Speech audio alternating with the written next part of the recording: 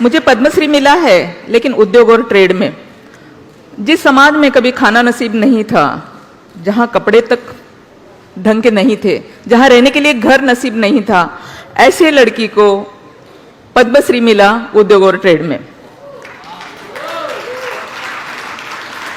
और एक खुशी की बात बता दूं कि नारी शक्ति 8 मार्च को नारी शक्ति मिल रहा है मुझे प्रेसिडेंट हाउस में, प्रेसिडेंट के हाथों से।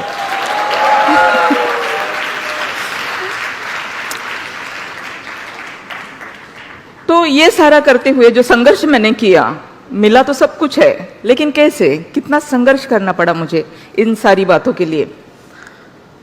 मैं कमानी ट्यूब्स लिमिटेड की चेयरमैन हूं आज, जहां मैं कुछ भी नहीं थी, जीरो भी नहीं थी, लेकिन आज एक ऐतिहासिक कंपनी की चेयरमैन हूं।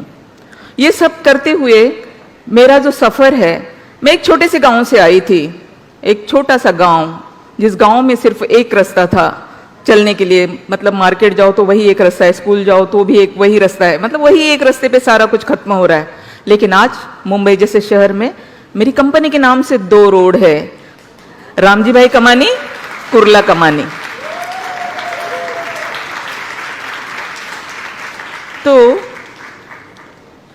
मेरा एजुकेशन तक नहीं हो सका ढंग से, मैं बहुत पढ़ लिख कर आगे बढ़ना चाहती थी, लेकिन छोटी सी उम्र में शादी कर दी गई, शादी भी सक्सेस नहीं हुई।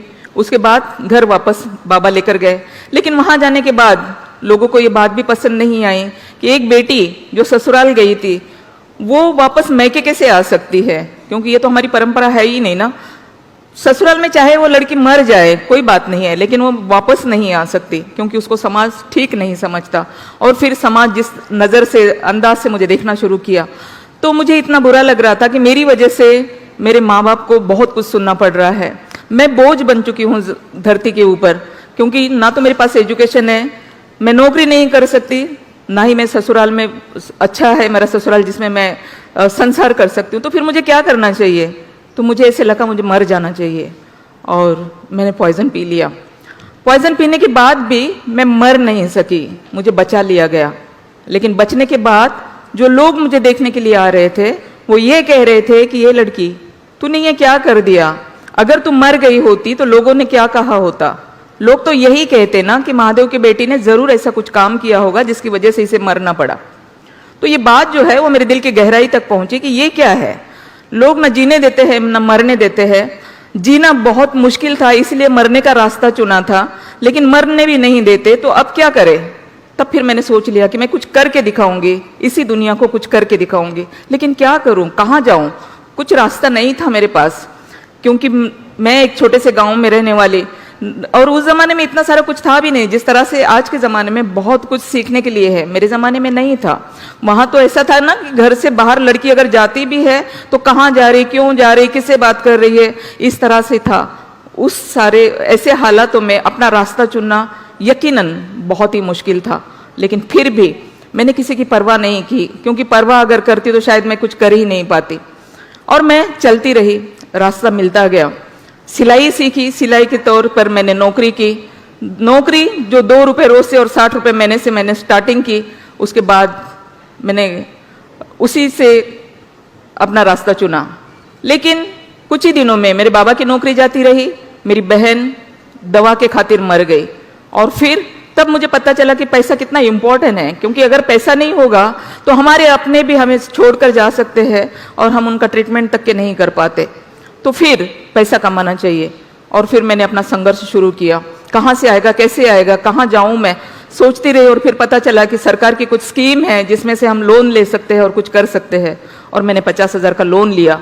50,000 के लोन में मैंने बुटीक के लिए लिया था कि मैं अपना बुटीक शुरू करूंगी, लेकिन बुटीक के साथ साथ मैंने फर्नीचर का भी शुरू किया। लेकिन इसी के साथ साथ मैंने ये भी देखा कि मेरा बहुत सारा यूथ जो है वो बिना नौकरी के ऐसे ही भटक रहा है, उनके पास नौकरी नहीं है, सरकार के पास देने के लिए सबको नौकरी नहीं है, तो क्या करना चाहिए? तो जिस रास्ते से मुझे लोन मिला, जिस रास्ते पे मैं चली, उस रास्ते पे मेरे यूथ को भी ले जाऊंगी, ताकि इन लोगों को भी मतलब इनकी रोजी रोटी चलती रहेगी। और मैंने एक संगठन बनाई, सुशिक्षित बेरोजगार युवक संगठन, और उस संगठन के द्वारा बहुत सारे बच्चों को मैंने लोन लेके दिया। गेट टुगेदर हम लोग एक साथ करते थे। बैंक के जो मैनेजर है वो स्कीम के जो भी ऑफिसर्स है वो, और इस तरह से बच्चे लोगों को बुला के एक ही प्लेटफॉर्म उनको मिलता था और वो अपने स्कीम के बारे में बताते थे। जो स्कीम उनको यूथ को अच्छी लगती थी उसी हिसाब से लोन लिया जाता था और वो लोगों का भी काम होता था। तो इसी तरह से एक तरह से मेरा सोशल काम चल रहा था, दूसरी तरफ मेरा बिजनेस भी अच्छे से चल रहा था। यही करते करते लोगों के बीच मेरे लिए बहुत अच्छी भावनाएं होने लगी कि ये जो लेडी है ये बहुत अच्छा काम करती है, और मेरे पास जो भी लोगों की तकलीफें होती थी वो मेरे पास आते थे। तो इसी तरह से मेरे पास एक प्लॉट आया और वो प्लॉट में काफ़ी सारे लिटिगेशन थे, वो लिटिगेशन मैंने दूर किए, और वहाँ पर जब बिल्डिंग बनाने की बात आई तो 99 की ये बात है, 95 में मैंने प्लॉट लिया था, 95 से लेकर 99 में मैंने उसको क्लियर किया। लेकिन हमारे पुरुष प्रधान देश में एक महिला वो भी बिल्डर बने, ये हजम तो नहीं होगा ना। ऊपर से मैं बुद्धिस्ट हूँ, एक बुद्धिस्ट, ऊपर से महिला, और ये बिल्डर बनेगी, क्योंकि बिल्डर तो सिर्फ पुरुष बन सकते हैं, महिला कैसे बन सकती है। और फिर मेरे नाम की सुपारी तक की दी गई, सुपारी दी गई। लेकिन मेरी नसीब अच्छी थी कि जहाँ पे ये मीटिंग चल रही थी वहाँ से एक आदमी मुझे आकर बताया उसने कि मैडम आप अपने गाँव चले जाइए क्योंकि आपको आपकी सुपारी दी गई है। तो यहाँ बहुत सारी महिलाएं बैठी हुई है, मैं उनसे पूछना चाहूँगी कि अगर आपको कभी पता चला कि आपको कोई मारने वाला है तो मुझे बताइए आप क्या करने वाले हो, क्या करने वाले हो बताइए। क्योंकि मुझे उस आदमी ने ये कहा था कि हम रिक्वेस्ट करते हैं आपको कि आप अपने गांव चले जाइए क्योंकि आपका मर्डर होने वाला है। तो मैं डरी नहीं, अपने गांव नहीं गई, क्योंकि अगर मैं डर जाती, अपने गांव चली जाती तो आज इस स्टेज पे यहाँ पे खड़ी ना होती, किसी खेतों में काम कर रही होती।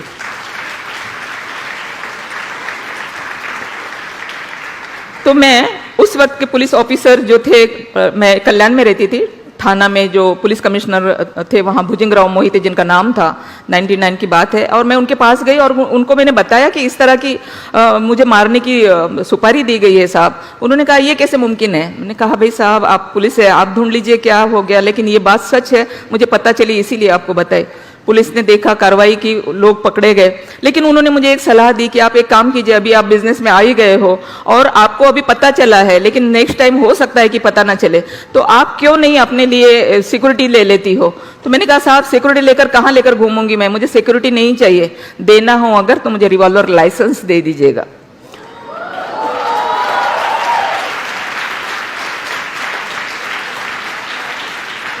ताकि मैं अपनी हिफाजत खुद करूंगी। और आपको यकीन नहीं आएगा, शायद भारत की मैं पहली महिला होंगी कि 11 बजे मैं साहब के ऑफिस में गई थी थाना कमिश्नर के पास, और शाम को 6 बजे मुझे लाइसेंस मिला, एक ही दिन में। तो उसके बाद बहुत सारे ऐसे क्योंकि मेरा काम तो इसी तरह से था, मैं आगे बढ़ती रही और कई बार ऐसे होता रहा। लोग कहते रहे कि बस आप इस तरह से काम कर रहे हो, कहीं ना कहीं आपको कोई मार डालेगा। मैंने कहा कि मेरा रिवॉल्वर है मेरे पास, उसमें 6 गोली है, जब तक 6 गोली है तब तक कोई माइकलाल मुझे मार नहीं सकता। तो मैं इस तरह से काफी संघर्ष से मैं आगे बढ़ी हूँ, और मेरे पास से डर नाम की कोई चीज नहीं है। मैं आप सबको भी ये कहूंगी कि डर जिसके पास में है वो आगे बढ़ ही नहीं सकता, क्योंकि हमारे पास होता है ना छोटा छोटा डर कि अगर मैं ये करूं तो क्या होगा, अगर मैं वो करूं तो क्या होगा, अगर मैं वहां जाऊं तो क्या होगा। इस तरह का जो डर मानसिकता दिमाग में होती है तो इंसान डर जाता है, आगे नहीं बढ़ता। इसलिए डर को निकाल दीजिए, अपने आत्मविश्वास को जगाइए, आप भी बहुत कुछ कर सकते हो। और मैं इसी तरह से कमानी ट्यूब्स लिमिटेड जैसी बहुत बड़ी कंपनी, जो ऐतिहासिक कंपनी है, जिसको नेहरू गांधी का वारसा लगा हुआ है, ऐसी कंपनी, और ऐसे कंपनी के कामगार मेरे पास आए और उन्होंने कहा कि ये कंपनी आप मैडम टेक ओवर कर लीजिए। अब आप देख लीजिए कि मैं एक देहात से आई हुई लड़की, जिसके पास ढंग का एजुकेशन तक नहीं है, जिसने कोई MBA नहीं किया है, जिसके पास कुछ भी नहीं है तो सिर्फ हिम्मत, काम करने की बहुत सारी हिम्मत, ना तो कोई डर, ना तो कोई, और पूरी ईमानदारी और सच्चाई के साथ में अपना काम करना है, काम को अपना 100% देना है, तो यकीनन रास्ता अपने को मिलना ही है, मंजिल अपने को मिलना ही है। और मैंने उस कंपनी को टेक ओवर करने की कोशिश की, मैं वहां गई। मैंने वहां जाने के बाद में 116 करोड़ का कर्जा था, 140 लिटिगेशन के केसेस थे और 2 बड़ी यूनियन थी उस कंपनी के अंदर। कंपनी सिक हो चुकी थी। 87 में सुप्रीम कोर्ट में पहली बार वर्कर्स को चलाने के लिए कंपनी दी थी। 87 में देने के बाद में 97 तक वर्कर्स ने किसी तरह से मतलब कंपनी को चलाया। लेकिन उस वक्त बैंकों ने आगे बढ़ बढ़ के बहुत सारे पैसे हमारे वर्कर्स को दिए कि भाई चलो वर्कर्स से कंपनी चलाएंगे, देश में नई क्रांति आई है। क्योंकि ये पहली ऐसी कंपनी है जिस देश में सिका एक्ट तैयार हुआ इस कंपनी की वजह से। पहली ऐसी कंपनी जिसकी वजह से मालिक को बाजू में करके वर्कर्स को मालिक बनाया गया। लेकिन वर्कर है, नहीं वो चला सके कंपनी को। तो 97 में जब कंपनी फिर से लिक्विडेशन में, 3 कंपनियां थी कुर्ला में, कमानी इंजीनियरिंग, कमानी मेटल्स और कमानी ट्यूब्स, 2 कंपनियां ऑलरेडी लिक्विडेशन में जा चुकी थी और कमानी ट्यूब्स को मैंने बचा लिया। अब ये कमानी ट्यूब्स को बचाने के पीछे 116 करोड़ रुपए का कर्जा है। ये कैसे हुआ? मैं 2000 में वहां गई थी। 2000 से लेकर 2006 तक मैंने काफी स्टडी की उसके अंदर कि क्यों 116 करोड़ का कर्जा है। तो पता ये चला कि मतलब अगर किसी बैंक ने 5 करोड़ दिया है तो उसका 25 करोड़ हो गया, किसी बैंक ने 4 दिया, मतलब इस तरह से इंटरेस्ट और पेनल्टी की वजह से इतना सारा लायबिलिटी उसके ऊपर बढ़ गई। तो ये लायबिलिटी कैसे कम हो सकती है? अगर मैं किसी बैंक के चेयरमैन के पास जाऊं तो शायद ना हो सके। तो मैं उस वक्त के जो फाइनेंस मिनिस्टर बैंकिंग थे उसके पास गई और उनको मैंने रिक्वेस्ट की कि देखिए साहब, ये सुप्रीम कोर्ट का बेबी है और ये भी लिक्विडेशन में जा रही है, 2 कंपनियां ऑलरेडी जा चुकी है और मैं इसे बचाना चाहती हूँ क्योंकि इसके वर्कर जो है ये मेरे पास आए थे और आज वो भूखे मर रहे हैं, तो मैं उनके खातिर ये काम करना चाहती हूँ। तो वैसे भी लिक्विडेशन में अगर चली जाती है तो किसी को कुछ भी नहीं मिलना है, लेकिन अगर आप इंटरेस्ट और पेनल्टी अगर माफ कर देते हैं तो कम से कम प्रिंसिपल तो सबको मिल जाएगा। तो उन्होंने बैंकों से बात की, करीबन 4-5 बैंकों के सारी लायबिलिटी थी और बैंकों के चेयरमैन से फोन आया। आईडीबीआई हमारी ऑपरेटिंग एजेंसी थी, उन्होंने मुझे कॉल किया। ओटीएस हो गया बैंकों के साथ में। और मैं आपको बताऊं कि कहाँ पेनल्टी और इंटरेस्ट तो सारा माफ कर ही दिया, लेकिन जो प्रिंसिपल था उसमें से भी 25% मुझे माफ कर दिया गया। और इस तरह से 25% वहां पे माफ हो गया, मेरे लिए काम करना आसान हो गया। फिर वर्कर्स थे, वर्कर्स का ड्यूज था, बैंक के ड्यूज थे, ये सारा करके 2006 में 21 मार्च 2006 में कोर्ट ने मुझे कंपनी दी चलाने के लिए कि ये कंपनी है, लेकिन एक शर्त ये है कि 2011 में आपको सिका से बाहर निकलना है। तो आपको बताते हुए मुझे खुशी होती है कि मैं 2006 से 2009 तक मैंने फैक्ट्री स्टार्ट की। कुर्ला से मुझे वाड़ा फैक्ट्री शिफ्ट करनी पड़ी, काफ़ी सारी दिक्कतें हुई, लेकिन सारे दिक्कतों का सामना मैंने किया और 2009 में फैक्ट्री स्टार्ट की। और 2011 में जहां बैलेंस शीट पे 116 करोड़ का कर्जा था, वहां 4.5 करोड़ एक्स्ट्रा आ गए।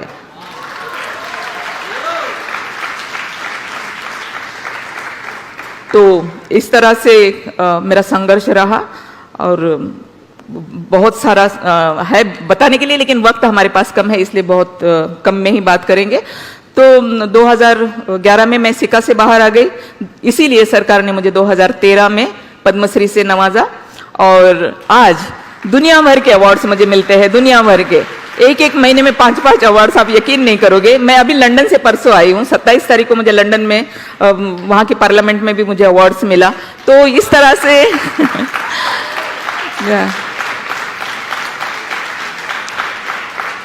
तो इस तरह से एक जीरो से हीरो बनने की कहानी है मेरी।